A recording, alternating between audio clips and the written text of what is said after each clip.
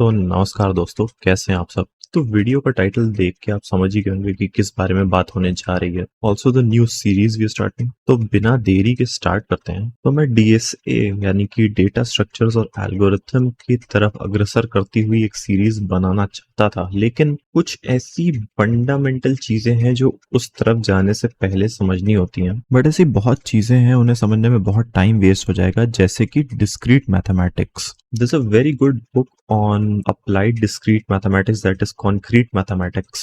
That is like the holy grail to develop fundamentals in this field. But उससे भी पहले I wanted to talk about this topic कि how your intermediate education, आपके class 11th और 12th के computer का syllabus, how does it prepare you for higher education in computer science, for higher learning in computer science? Although now there are around 30 to 40 educational boards all over India, but I'm going to talk about one board, that is CISC, that is Council for Indian School Certificate Examinations. अगर आप CISC से नहीं भी पढ़ रहे हैं तो कोई बात नहीं, I'm just giving you a general framework. This applies to all the boards. बाकी boards के भी जो syllabus हैं, those are equally good enough. But out of all the boards, CISC मैंने क्यों चूज किया? दो reasons हैं. पहला तो मैं वहीं से पढ़ा हूँ, तो मुझे बहुत अच्छे से पता है इसमें क्या क्या होता है. दूसरी चीज, this is much more developed, much more standard than all the other boards. It has withstood the test of time. इतने समय से ये syllabus चल रहा है, वो आज भी relevant है. तो उस समय सोचिए ये कितना अहेड ऑफ द टाइम था अपने हिसाब से। तो जो यूनिवर्सिटी एंड उसके ऊपर के लेवल के अबव की एजुकेशन है, काफी कॉम्प्लेक्स होती है, and to have an understanding, to have the mindset to process all that complex educational topics, this is how your CISC syllabus prepares you for that. तो चलिए कुछ चीजें देखते हैं CISC के सिलेबस में। पूरा सिलेबस नहीं देखेंगे, बस एक दो चीजें देखेंगे कि कैसे you get prepared for higher complex education, and then जो नई सीरीज स्टार्ट होने वाली उसकी बात करेंगे। तो ये अभी हम आ गए हैं अपना व्हाइट बोर्ड पे। ब्लैक बोर्ड लग रहा है लेकिन है व्हाइट बोर्ड। यहाँ पेस्ट कर दिया है सिलेबस के ऊपर का थोड़ा सा हिस्सा, और मैंने यहाँ पे लिंक भी पेस्ट कर दी है उस रिसोर्स की जहां से मैंने ये लिया है। ये आपका लेटेस्ट कंप्यूटर साइंस का सिलेबस है CISC का, क्लास 11th एंड 12th का। सेम होता है एक्चुअली, वो आधा 11th में आधा 12th में पढ़ाते हैं। ये लिंक मैंने डिस्क्रिप्शन में भी डाल दिया है, so you can access this. अच्छा, अब बात क्या हो रही है, how this is preparing you for higher education in computer science,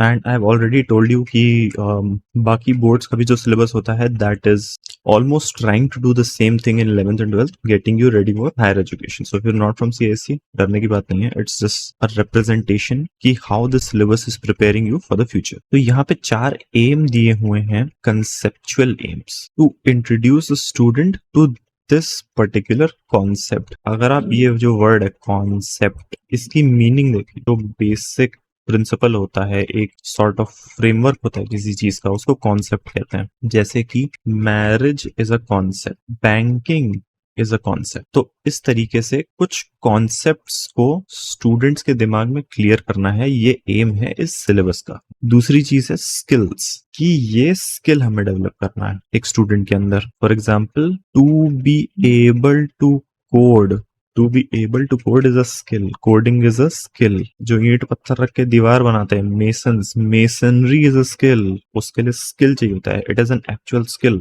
मजाक मत समझो। Carpentry is a skill, managing a whole team of people is a skill, running a business is a skill. ठीक है, तो स्किल और concept आप difference समझ गए होंगे ना। तो एक एक करके अभी बात करते हैं। अब बात करते हैं सबसे पहले स्किल की बात कर लेते हैं कि हमें क्या स्किल्स डेवलप करना है स्टूडेंट्स में। To devise algorithmic solutions to problems. अच्छा, एज ऑफ नाउ अज्यूम करते हैं कि एक प्रॉब्लम है कि यार मुझे यहाँ से लेके इस जगह तक जाना है। ठीक है, बहुत सारे रास्ते हैं, कहीं पे रास्ता बंद है, कहीं पे गड्ढा खुदा हुआ है, कोई बहुत तेज रास्ता है, और किसी रास्ते पे बिल्कुल ट्रैफिक नहीं है। हमारी प्रॉब्लम क्या है कि यहाँ से यहाँ तक जाना है। तो devising algorithmic solutions to problems मतलब, सबसे पहले तो एल्गोरिथम क्या होता है वो देखेंगे, बट उससे पहले एग्जांपल की बात कर लेते हैं। तो मैंने क्या किया, मैंने सोचा कि सबसे छोटे रास्ते से चलते हैं, तो मैं इस रास्ते से चलना शुरू किया, देखा कि यहाँ पे रास्ता बंद है, मैं फिर वापस आ गया। अब मैंने सोचा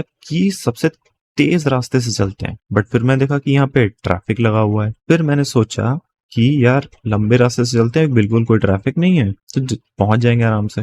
बट फिर रियलाइज हुआ कि ये इतना लंबा रास्ता है कि अगर मुझे आधे घंटे में पहुंचना होगा तो मैं 1 घंटे में पहुंचूंगा, तो ये तो इस रास्ते पे भी हम लोग नहीं जा सकते। बचा ये खड्डे वाला रास्ता, तो भाई यही लेना पड़ेगा अब। तो मैंने क्या किया, मैंने कुछ स्टेप्स लिखे कि भाई पहले ये करेंगे, उसके बाद ये, उसके बाद ये, उसके बाद ये, उसके बाद ये, उसके बाद ये। जब मैं ये सारे 6 स्टेप्स एक सीरियल ऑर्डर में परफॉर्म कर लूंगा तो मेरी प्रॉब्लम सॉल्व हो जाएगी। तो understanding a problem, creating a solution, dividing the solution into feasible steps and proving that following these steps will give you a solution. That is the meaning of this line, devising algorithmic solution to problems. Algorithm की definition एक बार net से देखिएगा। Basically just means that it is a particular set of steps and rules which someone can follow to solve a particular problem। जिस problem के लिए solution design किया है उस प्रॉब्लम को हम सॉल्व कर सकते हैं बहुत आसानी से using these particular steps.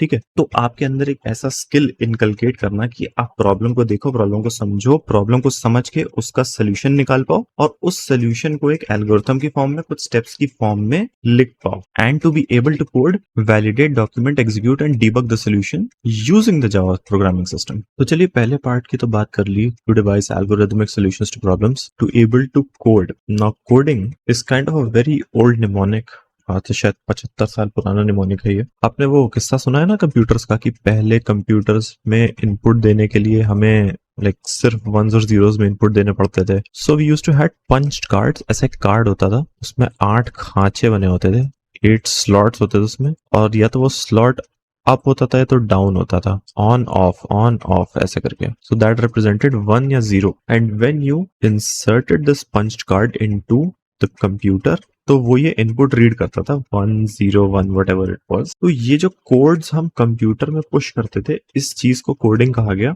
And वहीं से ये टर्म आया जो कि आज भी जो हम हाई लेवल प्रोग्रामिंग लैंग्वेजेस जैसे कि जावा यूज कर रहे हैं, तो उसमें भी हम ये चीज यूज करते हैं, कोडिंग। क्योंकि वो जो हम जावा में प्रोग्राम लिखेंगे ना, वो अल्टीमेटली जाके वंस एंड जीरोस में कन्वर्ट हो जाएगा और प्रोसेसर भी वही रीड करेगा। प्रोसेसर वही रीड करके आपका ये जो एल्गोरिथमिक सोल्यूशन आपने बनाया उसको स्टेप बाय स्टेप फॉलो करेगा। So that is being able to code, being able to validate. Validation मतलब क्या, कि कोई चीज हुई है तो वो सही हुई है। अगर मैंने एक प्रोग्राम लिखा है कि इस रास्ते से मैं ए से बी तक पहुंच जाऊं, तो आपको ये वैलिडेट करना पड़ेगा कि अगर मैंने ये सारे स्टेप्स फॉलो किए सारे के सारे, तो क्या मैं पहुंच गया ए से बी तक। यहाँ पे इस पॉइंट पे आपको बी पे पहुंच जाना है, चाहे कुछ भी हो जाए। सो that is the meaning of validation. तीसरी चीज क्या है, डॉक्यूमेंट। डॉक्यूमेंट मतलब कि ऑब्वियसली अगर आपने एल्गोरिथम लिखा है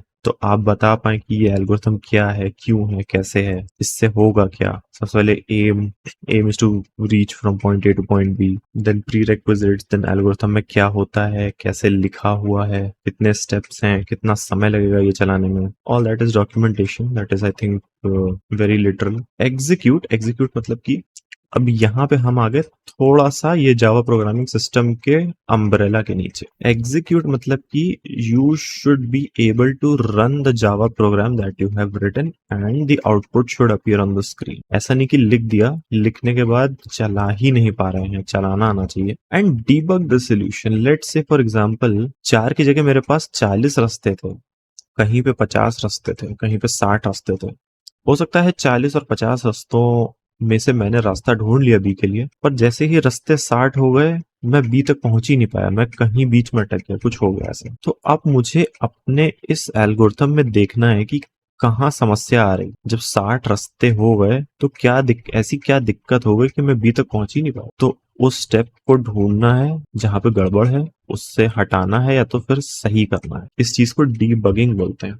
एक बार गूगल जरूर करना कि डीबगिंग, बग वाली टर्म आई कहाँ से। कहानी बता देता हूँ। हुआ क्या था कि पहले तो पेपर पे कोड लिखा जाता था ना, A6D4 ऐसे करके, बाइनरी को हेक्साडेसिमल में कन्वर्ट करके पेपर पे लिखते थे। तो मोटे मोटे पेपर के गट्ठर होते थे, किसी एक गट्ठर में एक जगह पर एक कीड़ा आके किताब के अंदर बीच में दब के मर गया और उसी प्रोग्राम में कुछ समस्या आ गई। तो जब डीबग या फिर मतलब ढूंढा गया कि समस्या कहाँ पे है, तो वो उसी कीड़े वाले पेज पे वो जो इंजीनियर्स थे वो पहुंचे और उन्होंने देखा कि अरे वाह, जहां पे गड़बड़ थी उसी जगह ये कीड़ा मरा है, दैट वाज अ बग। सो तब से ये बग डीबगिंग ये सारी टर्म्स चलने लगी। ठीक है, तो ये एम है इस सिलेबस का कि आपके अंदर ये सारे स्किल्स इनकलकेट किए जाएं। अब कॉन्सेप्ट्स की बात करते हैं, कौन से कॉन्सेप्ट्स हम स्टूडेंट्स के अंदर इनकलकेट करना चाहते हैं जिससे कि आगे जाके उन्हें प्रॉब्लम सॉल्विंग में आसानी हो। So first is to understand algorithmic problem solving, यही जो मैंने आपको बताया समझाया यही चीज, यूजिंग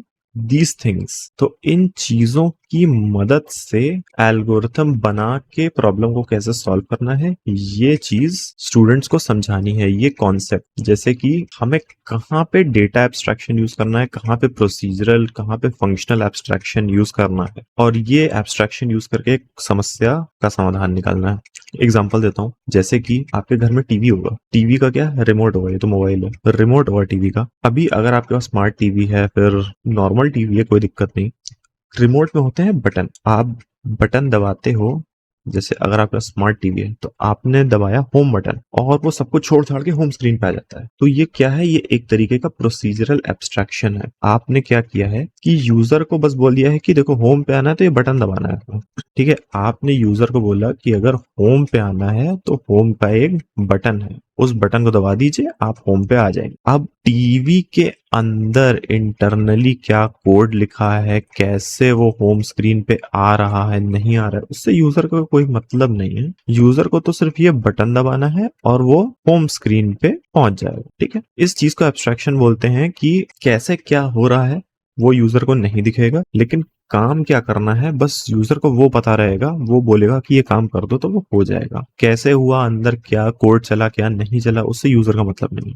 तो रिमोट एक इंटरफेस है और उसके पीछे की जो इम्प्लीमेंटेशन है वो टीवी के अंदर है। आपने बटन दबाया, आप होम स्क्रीन पे आ गए। So the concept of solving an algorithmic problem using abstractions, data, functional, procedural, object based, object oriented. ठीक है, इतने तरीके का एब्स्ट्रैक्शन बता दिए कि इस तरीके से प्रॉब्लम सॉल्व करने का एक कॉन्सेप्ट है। तो ये जो मैंने बताया ये कॉन्सेप्ट है कि यूजर को नहीं पता, लेकिन यूजर को बस ये पता है कि करना क्या है, उसने बटन दबाया और काम हो गया। कैसे हुआ ये आपकी जिम्मेदारी है। इसमें हम कहाँ फिट बैठते हैं, हम वो इंसान है जिसने ये सोल्यूशन बनाया कि यार होम पे जाना है तो ये सब करना पड़ेगा, लेकिन यूजर को सिर्फ एक बटन दे दिया कि तुम ये बटन दबाओगे तो काम हो जाएगा।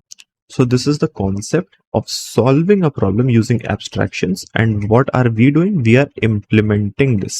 ये पहला concept। दूसरा concept क्या है? To understand how computers represent, store and process data at different levels of abstraction that mediate between the machine and algorithmic problem solving level, and how they communicate with the outside world. So represent, store and process data at different levels of abstraction that mediate between machine and algorithmic problem solving level, and how they communicate with the outside world. अच्छा, user को क्या दिखा कि उसने home button दबाया तो आप home पे आ गए।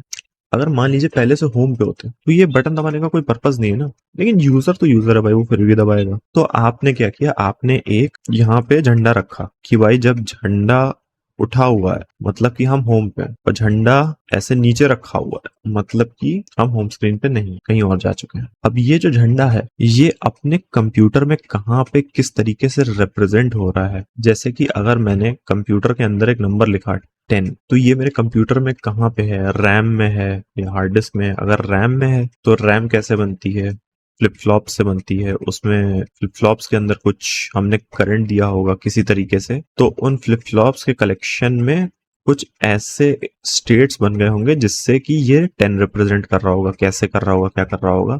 अगर इस फ्लैग की बात करें, लेट्स से फ्लैग इज 1 या 0, तो ये इस पूरे टीवी में कहाँ पे है, कहाँ पे इसकी मेमोरी होगी, उसके अंदर एक फ्लैग होगा, उसकी स्टेट होगी, मतलब हो सकता है फ्लिप फ्लॉप, हो सकता है रजिस्टर, हो सकता है कुछ भी हो, तो उसकी क्या स्टेट है, ट्रू है कि फॉल्स है, 1 है या 0 है, उसमें कैसे इलेक्ट्रिकल सिग्नल्स हमने प्रोवाइड किए कि वो 1 से 0 हो गया, 0 से 1 हो गया। तो ये सारी चीजें समझना कि कैसे रियल वर्ल्ड का डेटा कंप्यूटर के अंदर रिप्रेजेंट हो रहा है और कैसे बाहरी दुनिया से इंटरेक्ट कर रहा है, ये कॉन्सेप्ट हमें इंट्रोड्यूस करना है थ्रू दिस सिलेबस। ठीक है, बाकी दो तो आई थिंक बहुत सिंपल है समझने। आप एक बार पढ़ लीजिए। To create awareness of ethical issues related to computing and to promote safe ethical behaviour. जैसे कि आजकल बहुत सारे स्कैम्स हो रहे हैं, लोग आपको फर्जी मैसेज भेजेंगे कि अरे अरे अरे अरे मेरा 18,000 रुपए आपके पास आ गया, आप मुझे वापस कर दीजिए, यूपीआई कर दीजिए, यूपीआई से गलती से आ गया। आप अपना बैंक का पासबुक या फिर बैंक बैलेंस चेक करेंगे तो कोई पैसा नहीं आया होता है, वो फर्जी मैसेज भेजते हैं, तो स्कैमर्स होते हैं। तो टेक्नोलॉजी का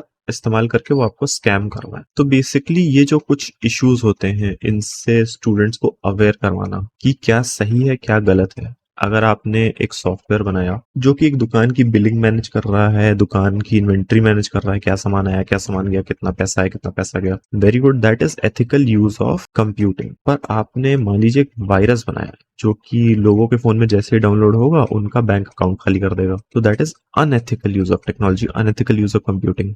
तो ये सारी चीजें स्टूडेंट्स को बताना कि क्या सही है क्या गलत है। And to make students aware of future trends in computing, I think this is very self-explanatory. So this is how this syllabus makes you ready for higher education by introducing you to some concepts that are going to be used or are important for the subjects that you will study in your college, university, etc. etc. तो ये तो बात हुई syllabus की। अब जो new series start हो रही है, this is for all the students up until class 11th and 12th जो कि कंप्यूटर में इंटरेस्टेड हैं और they have computer as a subject in the class 11th and 12th. But this is equally beneficial for BTech CS students, for BCA, MCA, BSc, like all the higher education students as well, because यहाँ पे जो concepts use होंगे ना, वो सारे concepts कहीं ना कहीं जाके से इंटरव्यू में कहीं ना कहीं पूछे जा सकते हैं। जैसे मैं आपको एक एग्जांपल देता हूँ, मजाक नहीं कर रहा हूँ, डेटा के साथ बात करते हैं। तो ये मैंने इसी सिलेबस में से, जो ऊपर मैंने लिंक पेस्ट किया था, उसी सिलेबस में से मैंने एक स्क्रीनशॉट लिया है। So if you see we have link list, binary trees, binary search trees वगैरह वगैरह। Very high probability that you get one of these questions in an interview, क्योंकि मैंने अब तक कम से कम 50 से 60 इंटरव्यूज दिए हैं और 100 से ऊपर इंटरव्यूज लिए हैं। Link list is the most asked topic in any interviews. मेरे भी कुछ पर्टिकुलर पेट क्वेश्चंस हैं लिंक लिस्ट को लेके, विच आई यूज टू सी कि लोग कितना अच्छे से अपने डेटा स्ट्रक्चर एल्गोरिथम्स को समझ के एक दूसरे में इंप्लीमेंट कर सकते हैं। और ये तो सच्चाई है कि जितना अच्छा आपका फंडामेंटल है, जितना अच्छा आपका बेसिक है, बेसिक लैंग्वेज नहीं, बेसिक लैंग्वेज भी थी, आज के जमाने में भुला दी गई है, बहुत बढ़िया लैंग्वेज थी। जितना अच्छा आपका फंडामेंटल्स और बेसिक्स होंगे उतने ही अच्छे से आप आगे की चीजें जल्दी से जल्दी समझ पाएंगे। So that's about it guys. Thank you so much अगर आपने वीडियो देखा हो। If you're excited for the series, hit the like button and share it with your friends कि यार ये सीरीज आने वाली है, यहाँ सब्सक्राइब जरूर कर लो। तो बहुत ज्यादा अच्छे से डीपली आप समझ जाएंगे चीजें। इसके बाद जब हम डेटा स्ट्रक्चर्स एंड एल्गोरिथम्स, जो कि एक्चुअल हायर लेवल वाले डेटा स्ट्रक्चर एल्गोरिथम्स हैं, उन पे मूव करेंगे, तो आपको लगेगा कि यार ये तो एक बार में ही समझ में आ गया, ये इसको दोबारा पढ़ने की तो जरूरत ही नहीं, बिकॉज आपके बेसिक फंडामेंटल्स क्लियर होंगे और जो भी एडवांस चीजें हैं अगर आप एक बार ध्यान से उसे देख लें तो आप तुरंत समझ जाएंगे सारी चीजें। So I am very excited और I think you are excited too. So share this video as much as possible with your friends, those who are in class 12th, और इवन अगर आप हायर एजुकेशन में हैं और आपको data structures algorithms को बिल्कुल क्लोजली समझना है और ऑब्जेक्ट ओरिएंटेड कॉन्सेप्ट्स जैसे कि एब्स्ट्रैक्शन वगैरह आपको बहुत क्लोजली समझने हैं, तो just go ahead, share this, subscribe, and I will meet you in the first video of this new series. Thank you so much for watching. तो चलिए तब तक के लिए स्वस्थ रहें, सुखी रहें और बाय बाय।